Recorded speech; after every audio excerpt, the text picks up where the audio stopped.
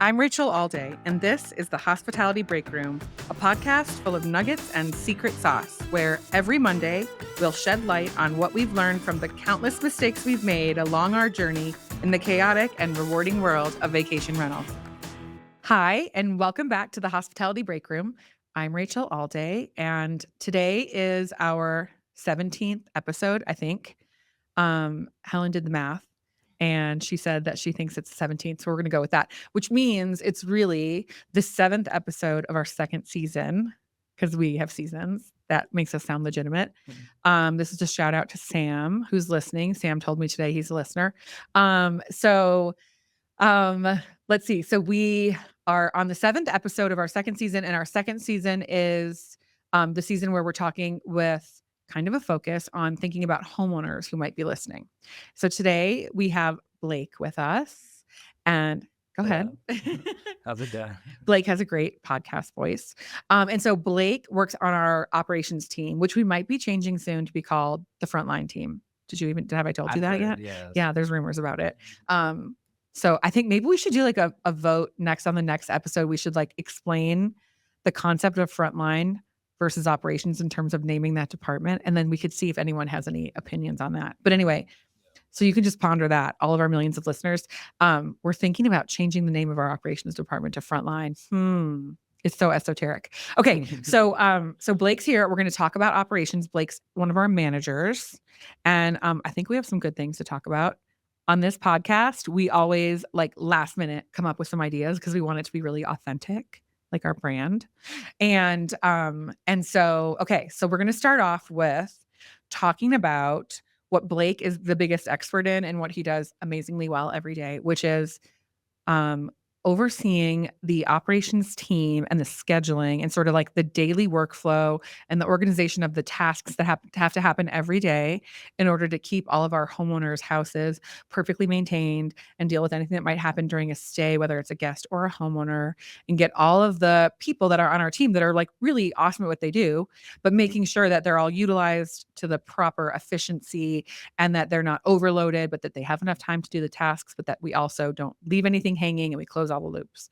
This is so complicated. Like when Rob and I talk with new homeowners, we'll say stuff like, like, okay, I know you don't want to know how the sausage is made, but then we'll like talk with them more about marketing and stuff, because I think most people don't understand the operational side, how complicated it is. And when I say like how the sausage is made, I literally mean like what Blake does. That's the sausage part, I feel like. Like the inside of it, like, like coming through the grinder. It's kind of a lot. Okay. So first of all, Blake, how long have you been with a boat? About a year and a half. Okay. Does it feel like 5 years or does it feel like 6 months? It feels like home. It feels about like what it's been, but it's Okay. been good. I mean, I feel like you've been here for like 3 or 4 years. Yeah, I know it feels like that. But I also feel like my personal understanding of time is not like normal. Well, one season feels Right? like multiple years Yeah. sometimes. And we're in the middle of a season right now. So Yeah. while we're recording this, it is after Sundance, right before Presidents. And so not right before, I guess. We have like 2 weeks till Presidents. Yeah. 2.5. And so we're in the thick of it. We're kind of in like a little bit of a lull, but I mean, it's still busy. Okay, so Blake's going to go into talking about how the workflow goes in terms of, so this would be like really helpful from the property management vacation rental company side if you're looking to understand how to maximize your operations team, and how Blake does that with like such like a expertise and such a like a skilled way that makes it work so much better than it ever has before. And then also from the homeowner side, this might give you a little insight into like what it takes to keep these properties maintained properly and to take care of all the guests and the homeowners. Okay. So do you want to talk about first, like sort of how we use Breezeway to do that, or maybe how you look at it like from the team members' daily schedules? Where do you want to start? Yeah, I think Breezeway would be a great place to start. Okay, go for it. Truly our bread and butter in our department.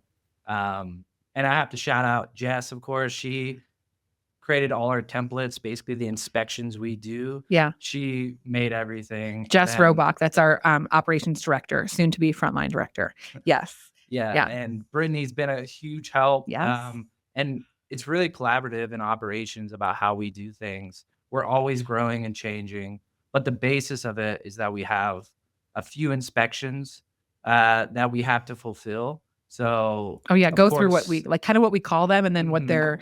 what each one entails. Yeah, so the departure is when the owner or the guest leaves. Mhm. That is the focus of that is, of course, finding damages. Yeah, Because, if we do have to tie it to a guest, we need to catch it right then. It's yeah. very difficult to catch it a week later and propose that it was the guest or whatnot. Yeah, that So, sucks. Yeah, so, like, when there's an issue, that's why we do the departure inspection. I'm just gonna keep clarifying all the way yeah, of through. This is, like, course. what I have to offer to the podcast. So, like, okay, what he's talking about is so from the homeowner standpoint, when a guest or the homeowner leaves the house, we try to get in there and do a departure inspection, like, right away, even before housekeeping when we can. Because like Blake said, if the guests especially, right, if they created some damage, we wanna catch it because we don't wanna wait and come back to them, like, a week later and be like, "Oh, hey, we just saw that you broke a window," or something. We wanna be like, "Hey, I know you're on the way to the airport. What's with the broken window?" We wanna talk to them and then see if we need to get them to cover some cost or whatever. We also do have, like, a damage waiver. That's a whole other discussion.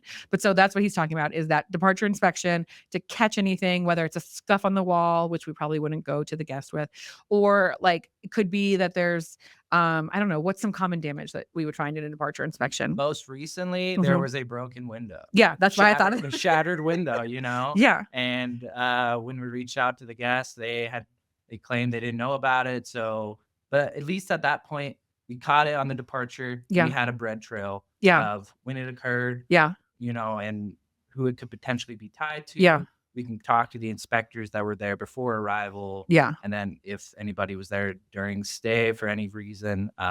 So at least, and that's what Breezeway is great at, is Yeah. following that bread trail Yeah. of here's when it was reported, here's a photo taken, Yeah. and then we use that same, we call them issues in Breezeway. It becomes a task, and then we basically close the loop on that task, Yeah. and we use that so that that initial issue that gets pulled up on the departure is like our task that we use throughout the whole process. Yeah. Like Breezeway is our religion in our operations of our business, don't you feel like? Yeah, I mean, because when you came in, we already had Breezeway, right? yeah. Because there's like a bunch of people that were here before we had Breezeway, and I feel like we're the big evangelists of it because we like knew what it was like before we had Breezeway, which was just honestly kind of chaotic. And then we got Breezeway, I think like 3 years ago. Do you know how long? If you heard? I'd have to ask I think it was Jess. like 3, maybe 4. I think it was like 3 years ago. And Breezeway just like made everything so easy. And so I feel like for you, because I was talking to Blake earlier, like, oh, should we talk about how we use Breezeway?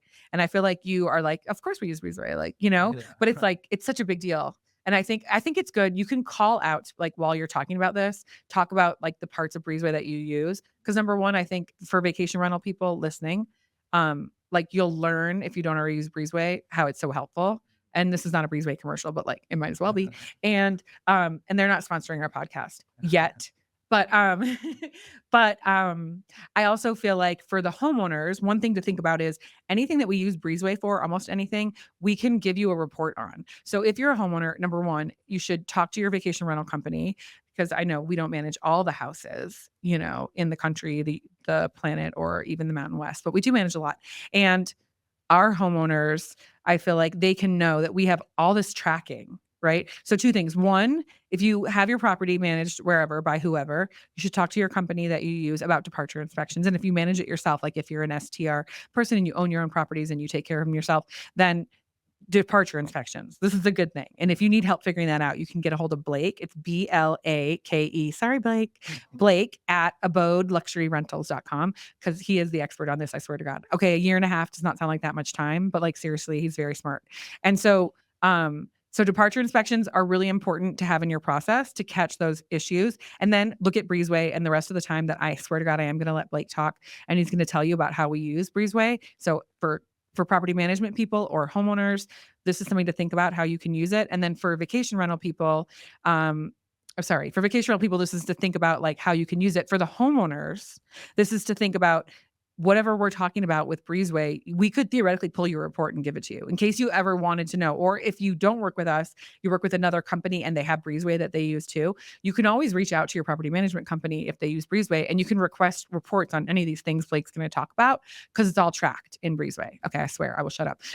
And we even track vendors. So like everything, it's crazy. yeah, it's a great way to see one, who's at the home for the day. Yep. Is there somebody there doing something? Two, from a homeowner's point of view, we can track what exactly happened. It's one thing to get an email saying we had to change your water heater. Yep. It's another thing to get an email saying this is exactly what went wrong. Mhm. This is what the tech Here's had the to pictures. change. Here are the Yeah. photos. Here's our bread trail, of Yeah. exactly what happened. It leads to less confusion in the future, and it's easy for Yeah. us. We can tie all these comments and photos and whatnot to a task. Makes it a little easier in the long run. For all of us. Because, like, when you think about all these houses and they have like a million things going on, it could be a long-term issue. Like the water heater's not working great and we're going to look to replace it in 6 months. But in the meantime, we have to do this every month or something. Yeah, for sure. Or it could be like the window's broken. It has to be fixed tomorrow or today or, Okay. So we were talking about starting with our inspections that we do. And I only let him get to departures. And then I started ranting and raving. Okay. Yeah. So departures, go through the other ones. And so what we've done recently as well is with departures, we've added the stocking aspect. We stock our own soaps and a nice little gift basket in most of our homes or all of our homes. Yep. Tell them what else we put now in the fridge. And this is only in Park City so far. So we have adopted croissants. So Yes. now we have. From where? Do you remember who makes them? No. Okay. It's okay. It's Ballerina Farm. Like if you're on social media, you know who Ballerina Farm is, and they're actually local to Park City. So we put frozen croissants from Ballerina Farm, from the Ballerina Farm. And then we have little instructions so the guests or the homeowner can take out those croissants at night because they're frozen. We give them like a little cookie sheet with a cute little logoed parchment paper. And then they set out those croissants overnight to thaw and rise, and then the morning they pop them in the oven for like I think 15 minutes, and they're like so good. And some of them even have chocolate in them. It's insane. Yes. Okay, sorry. So we do like nice stuff for arrivals, but okay. Yeah, sorry. and then we do a big focus on returning guests if they've stayed with us before. We'll even add to that gift basket. We'll add a bottle of wine or whatnot. Anything little gifts, yeah. Little gifts, a bow logo things. The next inspection we do with stocking a part of departure. Now we have a full functionality inspection. We call it SUS inspection, set up for success. Those are really where we find everything in the house. We make sure all the functionality works, change filters, really deep dive into all on property. Breezeway. It's like a checklist. This is another thing you can use Breezeway for. Okay, wait. So just to make sure I'm getting it right. So there's the departure inspection when the person leaves, whoever, guest, homeowner, whoever.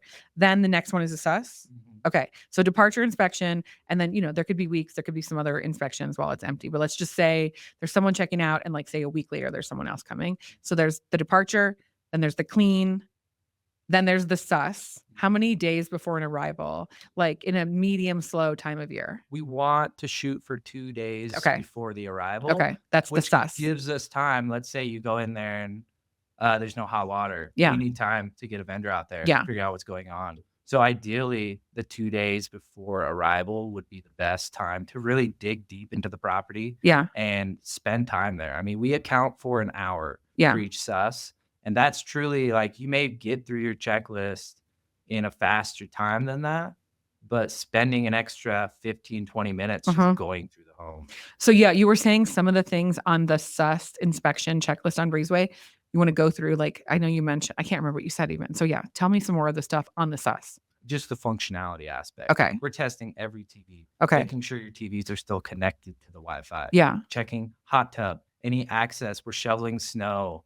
We're checking locks. We're making sure the stocking happened. Stocking means like he's talking about soaps, like the kitchen soap and the like dish soap, laundry soap, right? That stuff. Okay. We supply toiletries, paper products. So really making sure that's all good and just overviewing the house in a sense that, we're really big on first impressions here. Yeah. The first impression you get when you walk into that home. And so that brings me to the next inspection we do. So we, hypothetically, a house is ready to go after the SUS. Right. But we do the arrival inspection, which then we open the home. Okay. We call it turning the home on, turning music, smooth jazz music on. Right. ATV. Smooth jazz. Yeah. That ensures the minute they walk in, they're ready to give you a positive review. We turn on all the essential lighting, anywhere. If we know you're coming in later, we'll leave on some exterior lighting. Wait, if you had to pick the music for the houses based on your own preference, what kind of music would it be? Come on, I you can be like- real. I'm gonna say what I would really put on. I like jazz music or You like do? some like R&B instrumental music. Oh, maybe. I that don't know. surprises me. Are you serious? Yeah. Like if you're at home, you're listening to R&B instrumental? Just yeah, like Who's an artist? I don't know. I'm going off on a tangent. I can't help it. I mean, one of my favorite artists, they're not like instrumental, but Hiatus Coyote. I don't know that just one. like good vibes. Okay. Do you want to guess what my music would be? Can you? You might know because it's kind of like, I feel like this is a joke that everyone thinks is a joke, but it's real. I'm trying to think. I feel like you're a big hip hop fan. I am. Yeah. Good job. Yeah, no, I would listen to the song all day, every day for the rest of my life. And it's like the song that if I'm having like a terrible day, like for instance, I have like a really bad phone call and someone's like acting crazy to me, which would never happen. But if that did happen and I needed to calm down, I would totally listen to the 10 Crack Commandments by Notorious B.I.G. So on the tree last year, That is my song. I was DJing, and I remember you told me to play Yes. that, and it surprised It me. is always my song. It will always and forever be my song. So anyway, I would never turn that on in the houses because I think it might give the wrong vibe, like in our Yeah. gazillion-dollar houses we manage. Okay, sorry, I sidetracked you. Okay, let's get back to it. I like the jazz music. 'Cause Okay. it fits the. I think it's perfect. I think nobody's upset when they walk Yeah. out jazz. Yeah, and Rob, you know what? My husband Rob, he likes that kind of stuff. Like he likes like anything like New Orleans kind of jazz. And then honestly, like sometimes the New Orleans stuff kind of annoys me. It has like these like riffs in it where I'm like, what is that annoying sound? But I think like the regular jazz, you're right. It's just like soothing. Like you keep it at a low level. It is just kind of like, yeah, your brain likes it. Okay. So we're talking about how we have our 3 inspections. We have the departure inspection. Then we have the sus, set it up for success. And then we have the pre-arrival and or the turn the house on. And then, so this is one of the things with abode that's kind of unique, which is how do you get like those really good arrivals where people walk in the door and they're like, yes, this house is exactly what we thought it would be and more. And I feel like, and people always ask us too, like, how do you get your cleaning so good? I mean, part of it is having really good cleaners. Part of it is inspecting the crap out of the house because more inspections mean you have more chances to catch stuff. We do manage bigger properties. So like, honestly, no one person, like it's not like, I can't blame it on the cleaners. If things aren't perfect, I can't blame it on just that one inspection for departure or for sus because there's too many factors. Like more inspections, Rob and I learned this early on, doing more inspections, like over inspecting a house, like till it's like, why are you doing another inspection? That's how you're going to catch everything and make for like an amazing wow of an arrival. And a wow arrival, which we've talked about on other episodes, but like if you want a good review, the people have to walk in the house and feel really happy the minute they get there. And there's a whole science behind that. But anyway, to get that wow arrival is multiple inspections. So now Blake talked about the departure, the sus, and now we're going to talk about the pre-arrival / turning it on. So the music, which we discussed, what we personally like, but obviously smooth jazz is good. Yeah. Okay. Smooth jazz, turning the lights on, making sure each part of the home is accessible, like no closed doors. Oh yeah. And just make sure. I mean, not the front door and the back door. We want the exterior doors closed, but he's saying like keep all the, you don't want like the doors to the bedrooms and bathrooms closed because that will feel creepy. Yeah. And then front door access point is unlocked for the guest, so they can just walk right in. Yeah. That might not work in like all markets. We do operate in like pretty safe markets where there's not like some threat of, not yet. So yeah, maybe not everyone can leave the door open, but I feel like if you're in a place where you can, I do think it's great when a guest comes, they're not like fumbling around, Yeah. Well, and I think that's truly what sets us apart is that, really you could get a home ready with a sus inspection. Yeah. But those 2 extra inspections with a focus on 1, finding damage, and then 2, really setting the home up for making sure it is clean. It does have a nice, feeling when you walk in and, everything's set up correctly. That's kind of like the extra steps to take. Yeah. And so, and I agree with you with the gentle balance between doing too many inspections and doing too little. Yeah. And we have others, for our owners, we do pre-owner inspections. Yeah, which is different. Thanks to Breezeway. Breezeway allows us to have different checklists for a homeowner arrival than a guest arrival, which is awesome because some homeowners have really specific requests. So if you're a homeowner and the company you work with uses Breezeway, you can always tell your property management company that you want like certain things for your arrival specifically. And then they are able to, you can know this, they are able to in Breezeway create those specific requests just for you, just for your arrivals. And I mean, some companies might not do that. They might not have the staff to be able to accommodate that, but it's an option. It's in there. Yeah. It's called editing the template. So the template is basically what the inspection is. And there's a variety of checklists through that. And it really just keeps our field ops like on track because they know what they're doing in these homes. They know, but maybe everything this on that way, list. like they're not doing the same thing every time, so it keeps them like more paying attention and on their toes, For sure. right? Yeah, especially for those owner arrivals. And I understand how, you know, I want this blanket on this couch, and I would prefer these dishes be put here. Like that's where those find a place. Is as soon as we in Breezeway, when we have an owner arrival, it will generate that pre-owner inspection. And it's another layer of let's make sure we get this right for the owner. Yeah. I mean, because the homeowner, like I feel like I used to, okay, so I haven't been talking to our homeowners during the onboarding process as much as I used to, but I used to always bring up like, you did not buy this house so that you could show up and feel like you got to move shit around and you got to get it back the way you like it. Like you bought it so you could get there and love it. And if you rent it, you shouldn't have to give up your own personal enjoyment of the house, right? Especially if you have a really expensive house and it's renting for a lot of money, like then it'd be good if the team that's taking care of your house can put the time in to make the house feel like just the way you want it when you get there. And Breezeway is so amazing because they let us do that basically. Because before we would have checklists, but we didn't have customizability.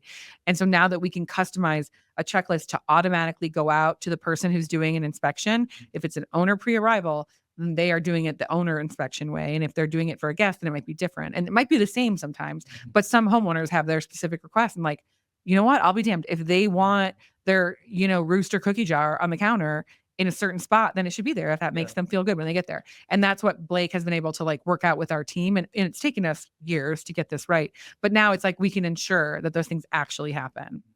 And that's through Breezeway, and then having, you know, people managing that process like Blake who, you know, care about it and can understand how to get the process right. Okay. So pre-arrival inspection for the guest, for the homeowner. And then, so well, let's say they're gone through their checklist for a pre-arrival. Then what? For the pre-owner inspection, then we're ready for the arrival. You know, no owner wants to come into their home, smooth jazz playing, not. So we treated that arrival very differently. You know, doors closed or doors locked. You know, no lights on. You know, it truly is like an unoccupied home that you're coming back to. So we treated those very unless they say they want their lights on, then we turn the lights on. Yeah, for sure. I mean, we'll do it for exterior lights if it's, you know, we know you're coming in late. Well, because weirdly, I feel like homeowners will worry if when we used to try to leave lights on for homeowner arrivals, then homeowners would be like, we just got to the house and all the lights are on. Why are all the lights on? Because they feel like we're leaving the lights on all the time, and really we're doing it for the arrival. But it's just like, it's literally human psychology that's so interesting. I feel like our entire business is actually a study of human psychology. And so homeowners have this feeling when they show up and the lights are on that, like, not everyone, but most of them, like, why are you leaving all my lights on? And so, which we only turn them on right before the arrival, but it just freaks them out and they feel less comfortable. So we've learned not to do that with homeowners, which I think is so interesting. Because it's like, don't you want them on? But it just triggers like a, I don't know. Yeah, it's like, I'm sure a little bit of the, this is my home. Yeah. You know? Yeah. Why are all these things affected? But yeah, and then from a scheduling's point of view, so we truly, as much as I think one person can know a home well, it is good to have multiple people, multiple sets of eyes in these homes. Yeah. And so for instance, for a pre-owner, we're going to have a different person do the sus inspection. Okay. Compared to the pre-owner. Yeah, this is important. Not that that person that did the sus doesn't know that home well. Right. It's just different set of eyes could catch something. I mean, maybe walked through it like yesterday or the day before that, and they're kind of like walking through the second time, like, I already did this. Yeah. Even if we try to train that out of people, it's like, I mean, human nature. Again, the study of human psychology. So it's like we try to get two different people. That's a nugget. I think, are you getting that down, Helen? I feel like that's a good nugget. Is like, if you're going to do the thing that we do, which I think is hard for everyone because staffing wise, that's expensive. But if you can afford it, or if you have a team and maybe you don't manage that many houses where it's workable, or if you're a homeowner and you have like a really nice house, then I think this is something cool to ask for, is like, if you can have 2 inspections prior to every arrival, and then if you can have that be 2 different people, like that is secret sauce for sure. Yeah. Yeah. And even me, you know, I just finished finessing the schedule for this week. Yeah. Which takes quite a bit of work. Yeah. And even when I was done and I knew I was done, I still went to Jess and said, please double check Yeah. on this. Yeah.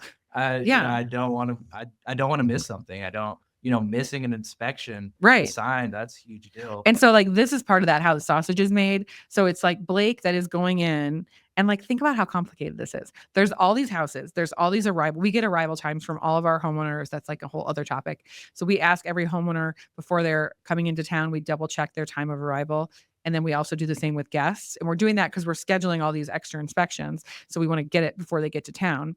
And then he's trying to work out all these inspections prior to this arrival within the window between stays, and also make sure that it's two different people on the sus and the pre-arrival. Like that is some crazy messy sausage. And like, so I think it's great for homeowners to understand that. It's like, that doesn't just happen easily. Like that is a 2 million piece puzzle. And somehow like you figure that out. And I feel like we have had trouble getting it to the point where we could do a good job making sure that those two inspections were different people, and we finally are there. I do think Breezeway is helpful, but also having someone that can do that, it's like you either have the brain for that or you don't. And Blake has the brain for that, but you're not stealing him as an employee. If you're another company listening, don't even think about it. Okay, so okay, unless you're going to offer him like $1 zillion, in which case I would be like, I wish you well, you deserve it. Not that he's like poorly compensated, like we have good benefits, but anyway. Okay, so we do these inspections prior to the thing. So we're leaving out leave the instructions on the counter for the ballerina farm treats in Park City, but in Jackson and Sun Valley, we leave local treats on the counter. The lights are on, the music's on, or if it's a guest, maybe there's treats, but there's no lights or music. Everything's ready. Then the people show up.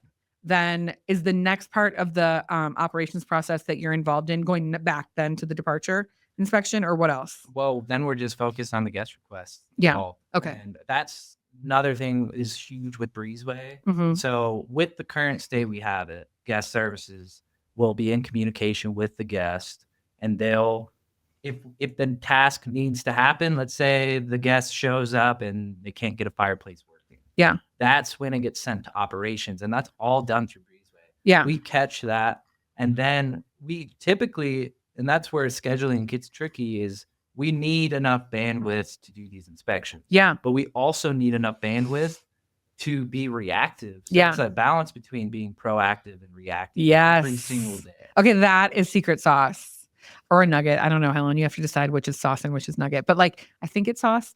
So yeah, the balance in vacation rental and property management operations between proactive and reactive, and that has to do with the balance between departure and pre-arrival inspection or inspections, and being able to react during the stay. That is some shit right there. Yeah. You have to prepare. Yeah. Because let's say we did the arrival. There wasn't a single light bulb out in the home. Right. But we left the lights on for a few hours. Yeah. Now there's a light bulb that's out. Uh-huh. The guest reaches out, hey, there's a light bulb out. I need that changed. It's not something we could have caught during the arrival. Now we have to react. Right. We have to do a guest request. They need their light. Yeah. Yeah. Yeah. And so it's really just a balance between that. Uh-huh. Being as proactive as possible, but then preparing, we always create that wiggle room in, people's days where, okay, you have scheduled this amount of time. Yeah. But I want to leave 30 minutes to an hour in case what goes something wrong else happens. Yeah. Right? Because stuff does come in. And then remind me, I should know this, but I feel like my brain is scrambling right now. But okay, so guest requests come in through Breezeway messaging. Right now we're using Breezeway messaging for guest messaging. It's a text messaging system. So we always have a few people that are tracking on Breezeway messaging. And then when they get anything that might, or email, if it's coming in on the phone, anything that's coming in, any style of communication, including smoke signals, whatever. And WhatsApp, we're now doing WhatsApp too. Okay, anything that's coming in, and it's coming into our guest services team, then how is that getting to operations? Do they create the task? Yeah. So okay. So, and this is what I would recommend to any property management company that has a decent amount of homes. And I would just recommend it even if you only have a few homes. We have documents that outline everything about these homes. We were talking about brands of fireplaces, appliances, not style number, but all that stuff. Yeah. So we've created these detailed documents, and along with common troubleshooting for things. And I would recommend, if you get a guest request, use that as information for later. Yeah. Oh, we had an issue with this fireplace. Put that down on a document Yeah. somewhere. And what So do we then- call those documents? PIDs. Yep, PIDs, property information documents. We've talked about this on other episodes too. And I feel like if you're a homeowner, the way to think about the property information document is, you know, you want to share as much information as you can with your property management company. So when we onboard a new homeowner, oftentimes we ask them all these questions about their house and all the things in it. And sometimes they get annoyed with us because it's kind of a long list of questions. But like, it's important. Homeowners, it's important that number one, your property management vacation rental company asks you those questions. If they don't, that's a red flag. And then if they do, I would be annoyed too. Like if someone gave me that list of questions, I would be like, I don't have time for this.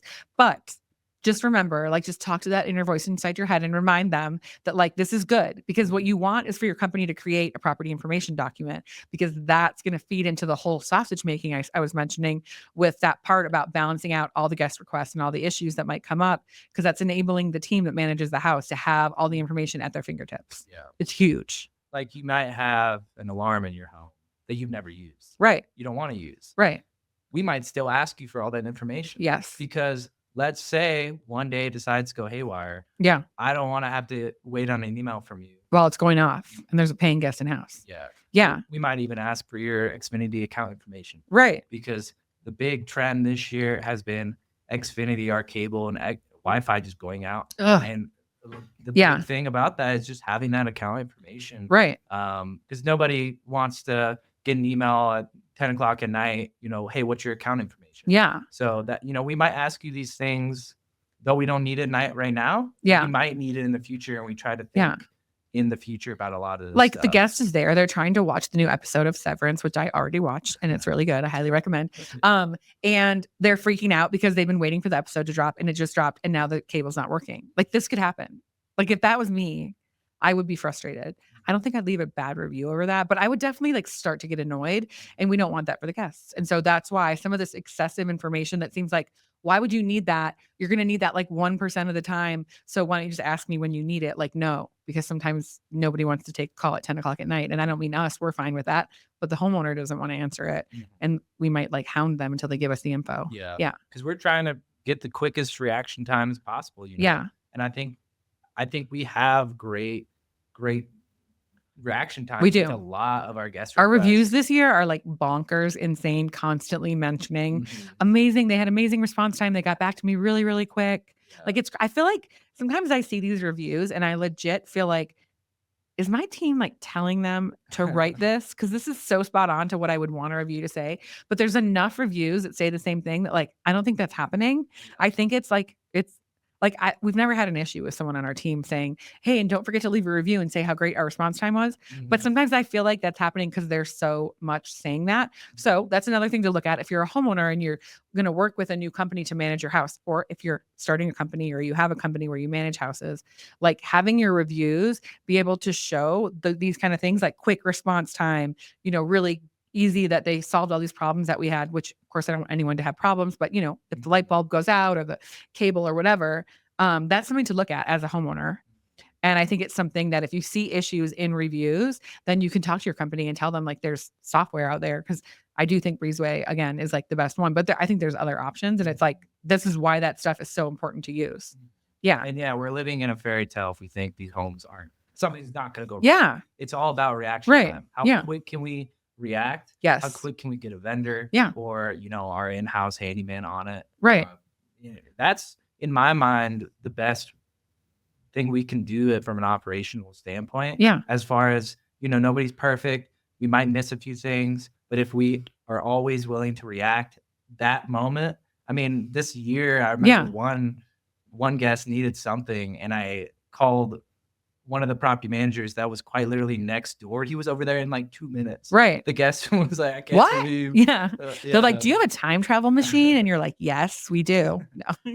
Yeah, We should get one. But we get the task made Yeah. for guest services. Yeah. And we have a template on that where, you know, when can we enter? Now, you know, Yes. if it's an immediate thing. Yeah. But then we also go a step further saying, you know, if you aren't there while we're we get there. Yeah. Can we enter the home while you're Right. not there? No, because some guests or homeowners will say, I don't want you going in the house until I'm there, or I don't want you going in the house until we're gone, or whatever. Those Yeah. awkward situations. Yeah. What are you doing here? Right. You know, Or like sometimes it's like the family's out skiing, but like maybe the baby and the nanny are at the house, and maybe the nanny doesn't like to answer the door because she gets afraid. And so it's like those are the things we can ask so that we can make sure to, because in years past, I mean, everything we do, honestly, like every single little thing we do at Abode is literally because we messed it up before. Like I love to just admit that like we did not figure out how to do this because we were like, we're geniuses. No, everything we've done is because like we fucked it up. We did it wrong. We busted in on the nanny who like lost her mind and called the cops. Whatever it is, we showed up when they wanted us to wait till they were gone. We did the opposite. We didn't do enough inspections. We didn't do the departure. So we didn't catch the issue, or all of it comes from like actually making the mistake. And I think that's like what makes the process so much more solid as after you've been in business for a long time. And I am like a long game. I love long game all the time. But I think one of the cool things is that we have something like Breezeway that can shorten the amount of mistakes you have to make in order to get your process down really well. And then obviously you have to be able to hire good people like Blake so that they can utilize something like Breezeway so that they can do a really good job. Because it's like if you have Breezeway and you don't have a team that cares and they don't have like the kind of brain that can really help schedule and put all the puzzle pieces together, you're kind of stuck. But if you have that person and you don't have Breezeway, you're still stuck. So you kind of need all the parts and pieces, and you probably do need to make like some mistakes. And I think from a homeowner standpoint, one thing to think about is if you're working with a good property management company and maybe they haven't been doing this for 17 years like us, then one thing to realize is if they do make mistakes, you should be nice to them about it if you can, because making mistakes is how they get better. And like, ain't nobody perfect, even a homeowner. And so I think it's cool to like, give space to the property management company. The business that we do, the sausage that we make is like really messy, really complicated. It is not just like meat. There's like all kinds of spices, different kinds of meat, all the body parts. They're all in there. The sausage is really crazy. And so like this is not going to go well unless there are going to be some mistakes. And that's how everyone learns the best lessons. And I think like all these parts, like all the inspections, all of the availability to be reactive, all of the process, which the next thing we're going to talk about is the closing the loop, which Breezeway has saved us on too, and also having really good team members, but like being able to close the loop consistently and not let the ball drop and not leave things hanging and not leave, I could give you all these like more, I don't know, what are they like metaphors, like not leave loose threads and not leave whatever, but like, all of that, it's just like, it's very complex because it's not like a hotel where all the rooms are the same. Like all these places are different. There's new houses coming in all the time. There's houses getting remodels, just like everything's constantly changing. All the variables are like up in the air. And so I think it's good for homeowners to hear like all this detail on how do we make it look so easy? I mean, just like any other skill set, making it look easy is actually really, really freaking hard. Yeah. Okay. So the next thing we had said that we were going to talk about, did we leave off without finishing? We only left 2 off. Oh, go. Okay. So the inspections I've outlined. Okay. That equates to about 2 hours. Okay. Of us being in your home inspecting it. But then we have instances where same day, guest leaving, owner coming. Oh yeah. So we call that a back-to-back. Back-to-back. Yeah. Then we condense those 2 hours of time we spend in your home into one. And that's where we're really getting after it. We have to follow housekeeping. We have to time that correctly. So we can still try to get that full hour in. Yeah. But that is a very condensed situation where we're really just trying to focus on the functionality and stock the home and do the best departure we can. Yeah. But those inspections, so that's combining exist. Departure and sus, or sus and arrival. And all three of those. All three of it. Okay. Mhm. Okay. Yeah. So like think about that. I think that's a really interesting thing for homeowners to think about, is that in our ideal situation, we have 3 different inspections: departure, sus, and pre-arrival. And on a back-to-back, this is just good to know as a homeowner, even if you're not showing up on a back-to-back, but just knowing what we have to do for guests, even if it's a guest leaving and a guest arriving on the same day, we have to take all 3 of those inspections and get it done in the 1 hour, not because we don't have enough team members to do more than an hour, but because when you look at the time when the guest has to check out by 10 a.m., then the cleaners have to come, and then we have to get the inspections done before 4 p.m. check-in. And a lot of times, the guest that's leaving wants a late checkout. The guest that's coming wants an early arrival. This is like constant requests. That has to do with like if you're a drive to or fly to market, and if the flights that are coming in with like the people that come, like the bulk of people that come into your market traveling, when those flights arrive, like all of this has to do with that kind of stuff.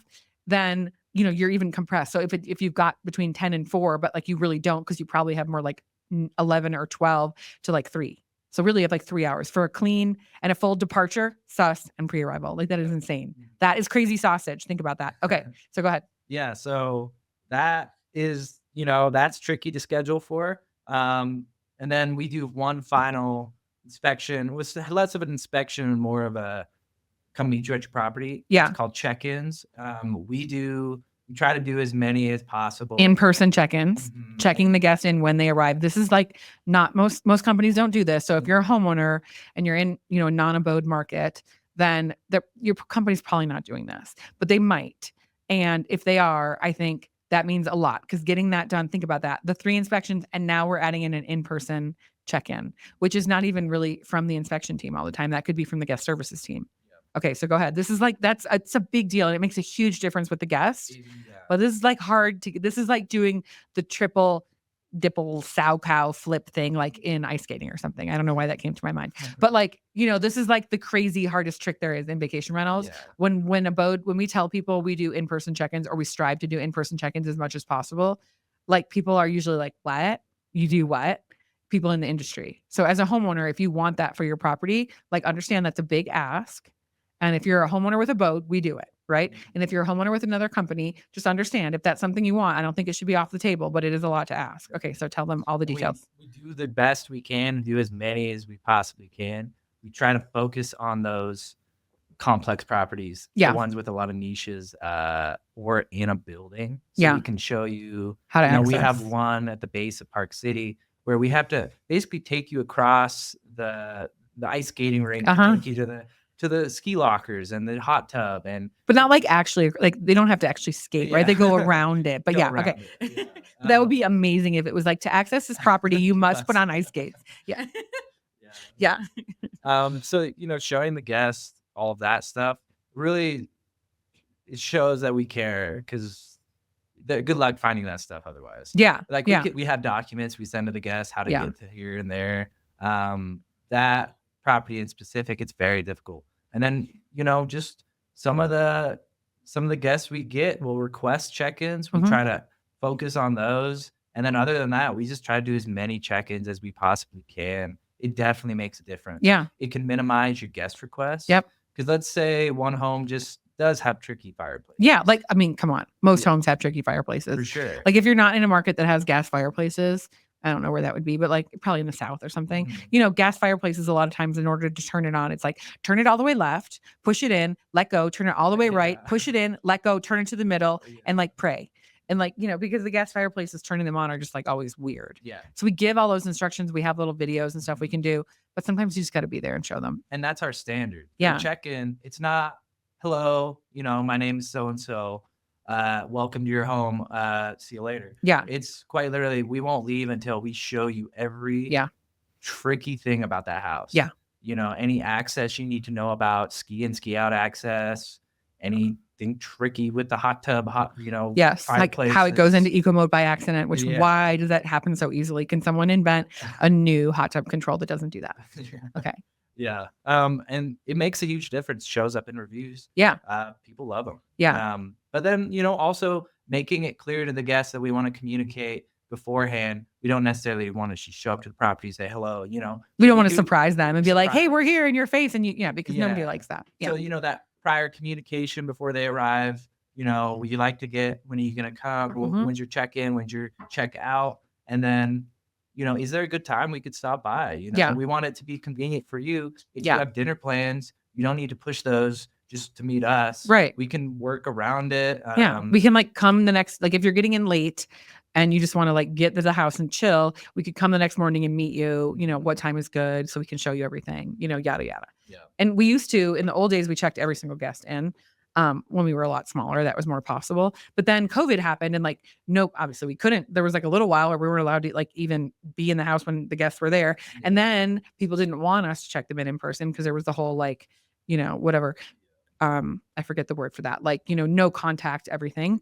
And then we slowly got back to checking people in person. And now there's still some people that are like, no, I don't want you to meet me at the house. Sometimes, honestly, that's a red flag. But but some people just like maybe they booked on Airbnb and they're not they like don't want as much interaction or whatever. And so it's not everyone. I will say, like, if you're a property management company and you're striving to get more in-person check-ins, you can know that like getting 100% is not really realistic because there are a decent amount of people that just don't want you to check them in person, which to me, here's something just from the homeowner standpoint. When someone makes it clear that they don't want us to check them in, I feel like we sort of flag them and then try to like, I mean, I feel like this is a discussion I've had with like our sales team or whatever, when we have interaction with new guests coming in, and it's like a weird thing where they're kind of like, no, I don't want to in-person check-in. It's fine. Like if they're weirding us out, then it's like, we can just make an excuse to be like, hey, we're coming over. We got to check the water heater because we got like a notification from like a sensor and we just got to check it. Cause it's like, then I want to kind of almost just go over and see what they're up to. They might be having a 30-person. Yeah. Like what the heck are they doing? Why don't they want us there? Anyway, that's a whole other tangent, but okay. Okay. So in-person check-ins are huge. And then we're kind of like, we're doing good. I feel like Blake was like, what are we going to talk about? Like, what, a lot of people, when our team, when I bring them on the podcast, they're like, they don't want to come on. They're like, I feel weird. And when I tell them that we have like, say 1 to 2 million listeners, like every single day, they really freak out. Just kidding. There's like 1 to 2 people listening. But I feel like, we've done really good. I think people usually like get worried. They're like, well, what are we going to talk about? Like, should I prepare anything? And I'm always like, no, don't prepare anything. Let's just talk real. But I feel like, look at it. It's been like 47 minutes. So we're doing good. Okay. But we did want to talk about closing loose ends, or like closing the loop, which is not just a metaphor that I like to use. Like, I do think this is really important. I do think Breezeway is the end all be all for this, but I'm sure there's other software that also works. Breezeway, seriously, sponsor us. And I don't know what even that means. Like, we're barely even promoting our episodes. So I'm just saying that to be funny. Because my kids watch too much, like, I don't know, YouTube. So I'm used to hearing stuff like that, like and subscribe. But okay, but closing loose ends, I feel like this is something that Breezeway really helps us, and something that having people like Blake on the team makes this possible. Because we talked about closing all the loose ends from day one when we started this. I remember I used to fight with Rob because Rob doesn't like spreadsheets. And I used to be like, we have to do everything on an Excel spreadsheet. This is before Google Sheets, you guys. Google existed, but not Google Sheets, okay?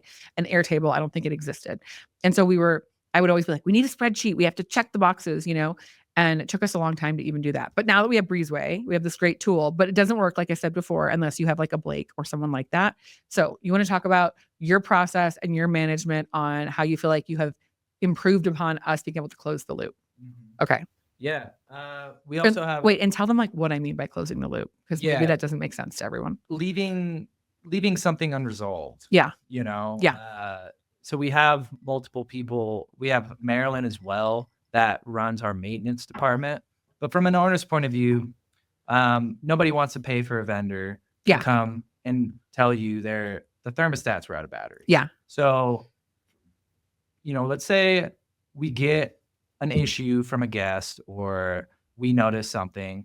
The first thing we're going to do is troubleshoot it ourselves. Yeah. And there's a rough rule of spend 15 minutes of your day trying to fix something. If you can't do it in that 15 minutes, try to get as much information as you can so we can give it to the vendor. Yeah. So that's our first step. I think a lot of management companies will just send it straight to vendors, and it's a big cost. Well, we made that mistake. Like, we've been that, right? Like, we've done the thing where we didn't have it figured out, and we were getting vendors too frequently, and then we're paying for their visit just even to show up. And then they were like doing a battery or like a reset on a hot water heater. And then we realized like, oh crap, why are we doing that? Right. I mean, so I feel like we had to, and this for me was before you. I feel like we had to learn the lesson to get here. Yeah. So like, how do you feel like what's a good way to explain to a homeowner and or to like a vacation rental property manager, like what's the process that we now use to make sure we're not doing excessive unnecessary vendor calls, and we're not leaving tasks open or leaving situations open without closing that loop? Yeah. First things first, we'll get, a guest request saying my dishwasher's broken. Yeah. Or something very vague. Yeah. And so first off, we don't have enough information to even give to a vendor. Yeah. So the next step in my mind, let's send an ops person over to assess what is going on, Yeah. then we might be able to get a better grasp. Oh, the breaker was flipped. Yeah. It tripped the That's breaker. common. I had to reset it. It's good to go now. Yeah. The amount of times that we're actually able to fix issues that seemed like a vendor issue is probably 50%. Yeah. It's like breakers a lot, right? There's a lot. Yeah. Maybe there's just something going on with the dishwasher itself. I met an owner last week. She said her ice machine was broken.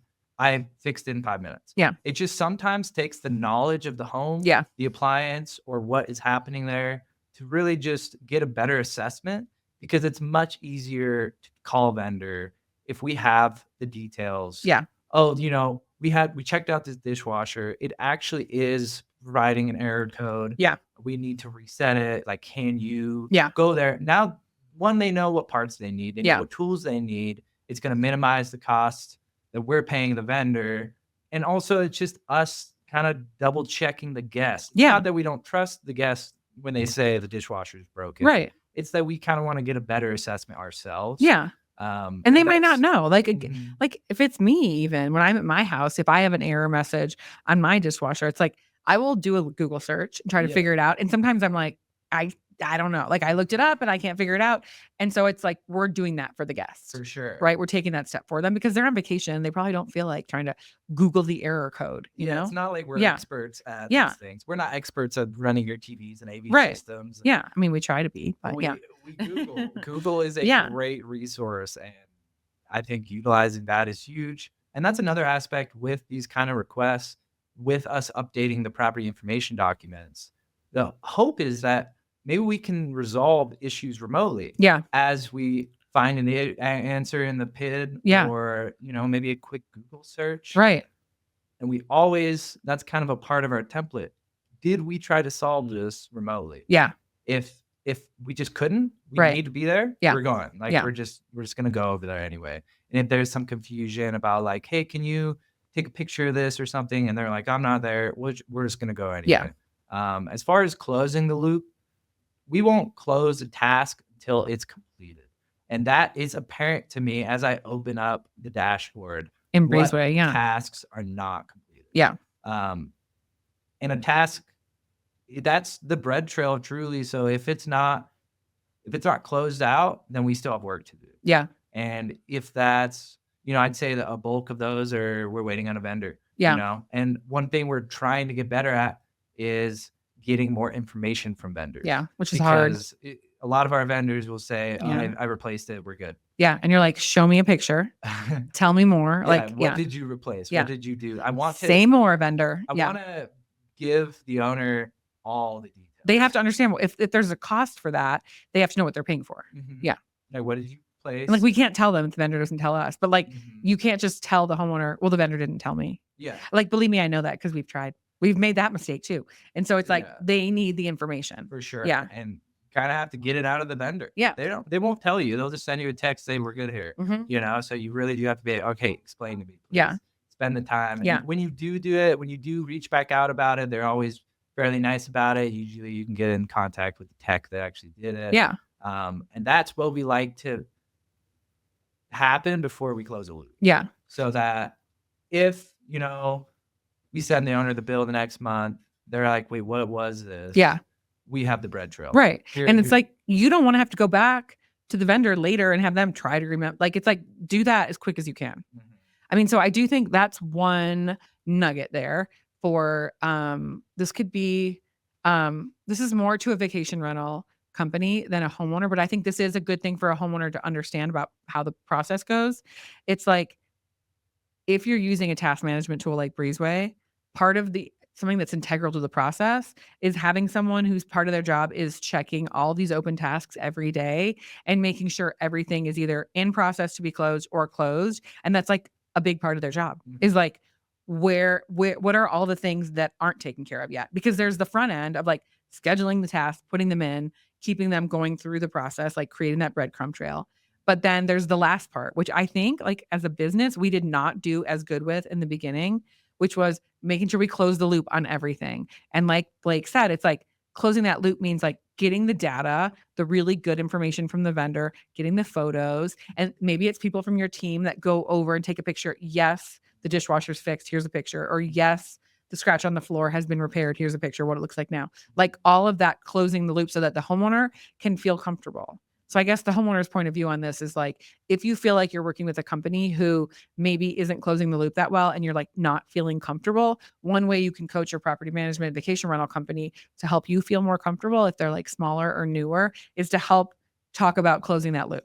Because I do think we had some homeowners that were good that would say to us, I really need you to come back to me and close this out every time. And that was part of us making mistakes and learning what we needed to do. And Breezeway was part of the process of us being able to actually do that. Yeah, I don't know how we would keep track of things. It was hard. Task management software. It was a yellow notepad at one point. Yeah, I mean, for years. I would get so stressed. I mean, it was stresses stressful. me to see an uncompleted task. Yeah. And I see it, I'm like, what do we need to do here? Yeah. And if I was just on a piece of paper somewhere that right. I put in my desk and Laura, I wear away. That was Laura and Jess's life. Yeah. For years. I would not be able to yeah. It's a lot. I mean, Breezeway really has saved us.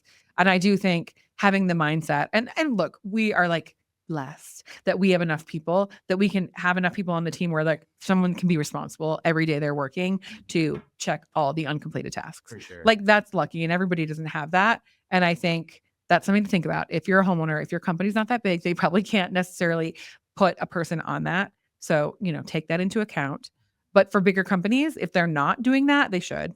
And maybe they're not using Breezeway. I mean, if they're not, they're like insane, but maybe they use some other software or whatever. But like, I think closing the loop is a huge part of keeping homeowners happy because it's like we keep talking about, there's a million parts to how the sausage is made, and you can get wrapped up in number one, task management by looking at all the tasks that get created, making sure you're tracking everything. But like, you're really not tracking it if you're not closing it out, if you're not getting all the way to the end. This is something we've had to train the team on so many times over and over. It's like, yes, I need you to put it into the system and create the task. Yes, you have to carry that through all the way through the process of involving a vendor or not, getting pictures, getting feedback from the guest that's annoyed, closing it out, making sure it doesn't affect the next guest, making sure the homeowner knows how everything's, like all of that. There's so many parts and pieces. And then you must take it all the way to the finish line. And the finish line doesn't mean that it's fixed. The finish line means proof that it's fixed, description of how that it got fixed, making sure that the guest that was there when something happened is taken care of and that they're happy, and then making sure that everything is communicated to the homeowner. And that's just like a lot. Like that's just so much. Well, and I would recommend if you're using a software like this, setting priority on these. Oh yeah. Yeah. Priority. This needs to happen right now. Right. Making it a watch task. Yeah. Or, like, hey, the boiler went into reset Yeah. mode. Let's watch this. Yes. And setting priorities for that. Because the hardest part of my day is prioritizing. Mm-hmm. So if I can show, okay, here are my priorities. Here's what I need to focus on right now. This guest isn't going to have Wi-Fi if I don't fix this. Right. And nobody's going to be okay with that. Compared to, there's some snow on the back deck that the guest is never going to see. That setting those priorities of what needs to happen right now, that if you're using a software like this, you have to be good at that. Well, and that's like not easy. Like you can't like hire someone and be like, I need someone who's good at setting priorities, because I think most people think they're good at setting priorities, like honestly. And I feel like I think that, but I'm not. I mean, realistically, managing my time is like the thing I am the worst at, ask Helen. And so like this is where I absolutely fail each and every day more than once. And so not everyone just has that. So I do think like finding someone like a Blake, which that's not easy. You can't just be like, I need someone like Blake and like maybe you're in, Smoky Mountains. Like that's not going to work. I don't think. I don't know. You could ask ChatGPT. But like, I think that, finding people on your team, especially for your operations department or whatever you want to call that, frontline, whatever, that understand how to prioritize. This is like part of the magic. This would be part of the secret sauce. Like finding people that understand prioritizing. And you know what? Like we had some meetings today and it's making me realize as I say this, like number one, finding people to work on your team that can manage their own time. This is really hard. Like I don't have that skill. And so how could I even ever require it of anyone else? But I do think some of the success in our industry, like in any role, would be finding people that can manage their own time well and like prioritize what they have to get done. Because if you can't do that, this is an industry where like you could be working all night long, like often, and you could be like miserable and you could be busting your ass and being the best worker ever, but still be like really unhappy because there's just so much work. The work is never done. But then I think when you're specifically talking about like the topic that Blake and I are talking about today, like operations, and then if you, of course, like you need good task management and whatever tool you have, it's like we talked about, like you need someone that can handle scheduling, and you need the tool, and there's all these pieces, but you do need someone who can understand how to prioritize all these things. I feel like that's sort of inherent to a person, or it's not. Like, I don't know. Do you feel like you learned that? Like, did you come here? Because I feel like, so when Blake got hired by Jess, he was on the operations team and he moved then into this management role because Jess saw that you would be good at this prioritization, right? And management of like the workflow. And so do you think that's something that like you could easily train to someone else? Or do you feel like you have coworkers on the operations team that some of them might have that skill and some don't? Like, what is that? I could see that. I mean, I did manage a raft company in the past. Yeah. I did learn some of those skills from that. Yeah. But I definitely think it can be a learned trait. Like, did you feel like you always have had good time management for yourself, like in general? I think so. See, because I've been a like ski it's instructor inherent for 7 years as well. Yeah. And that's truly managing your own time. You're basically a private contract. You're right. Mm-hmm. So I do think I've been doing it for so long that I'm good at it, but I do think it can be learned. I think like, what would you see? Like, I'm literally going like off now and like just came up with this discussion right here. But like, what is it that you would see in some of your coworkers that you'd be like, oh, I think he could do what I do? Like, what is it that would make you think that if you saw them doing like what? Or like if they had some certain behavior, is it like, I think this person could do what I do because they do blah, blah, blah. You know what I mean? think it would, if I just off the top of my head, I think it would be the amount of trips they plan, because the amount of work that goes into planning a trip, takes a lot. You mean like personal trips, like traveling? Yeah. Because there's like a whole group of people that work at, not a whole huge group, but like decent amount of people that work here on our operations type jobs do rafting trips. Is that what you're talking about? That, Okay. or like, mountain bike trips, or even just like going to Japan or whatever. Yeah. Okay. Yeah, my friend's in Japan right now. And like people that travel and have like really well executed trips. That's a good point. I have a buddy that he will not buy something or do something without in like an hour of research. He'll call me asking, I'm trying to buy a ski. Like that. I'm looking at 10 skis right now. They all have these little differences. So someone like that, like, he planned this Japan trip just like to the T. How psychic am I? I just said Japan trip, didn't I? Okay, sorry, go ahead. Yeah, I mean, that's always making it about me. Okay, go ahead. That's what I would say. It's like, really? Yeah. You're good at like planning a trip or like running logistics for anything. Yeah. If you kind of like already are kind of the leader of your friend group and like, ooh, yeah. Okay, that's something to look for. So, okay, property managers, vacation rental. I think this is a nugget, Helen. This is like, okay, so if there's someone on your team and they like plan trips, like travel for themselves, especially if it's like complicated travel, maybe it involves like outdoor activities or like a big group of people and they're always the planner. This could be your person who could be like the prioritizer of the tasks and like the scheduler. This is an interesting point. See, this is like, and we didn't even think about talking about this, but this is like cool. And then if you're a homeowner and you've just hired a property management company and you're wondering like if they are up to the task, then you could make part of your interview process like that you're going to talk to people on the operations team, and like then you could just be like shooting the shit with them over a beer or something, and you could be like start asking them about their travel and see if any of them like I don't think like the travel component is a requirement, but I do think that's so true that like people that plan travel like that could have that mind. And let me just tell you, I don't do that. My husband, Rob, plans all the travel, or Helen, honestly, or we work with this like travel planner because I have zero. I can't, if I plan travel, it's going to be hell on wheels. And so that is so interesting, right? Yeah. Yeah. Rob's the one. Yeah. So like, this is important. So I think this is a really interesting point. I feel like this could be like really helpful and a good note for us to like close on, because we're over an hour, which is so good. I love it when we go long like that. Okay. So if you listened this long, you got the best part, because we just covered how to find someone who's going to be good at task management and prioritization. And like, honestly, this could apply to any industry or anyone's life in general. Does the person plan complicated trips for themselves or for other people? And if so, they might be the person.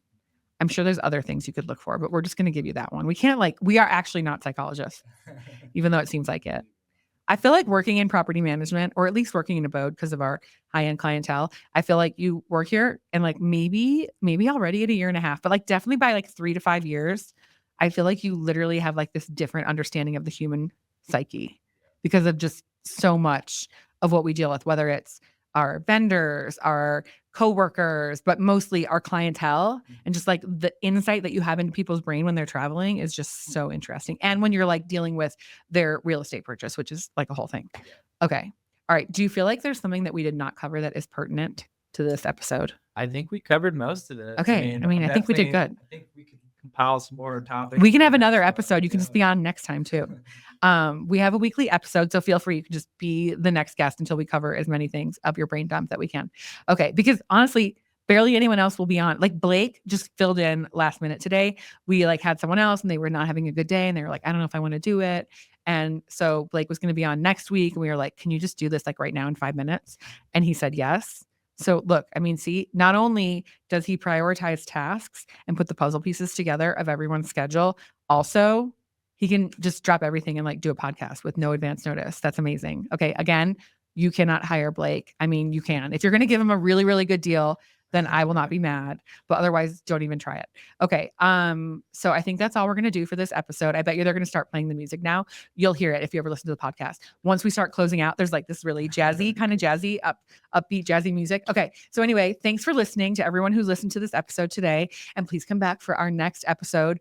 And if you love hearing Blake, then send him an email and he can tell you all the other secrets that he has in his brain. See you next time.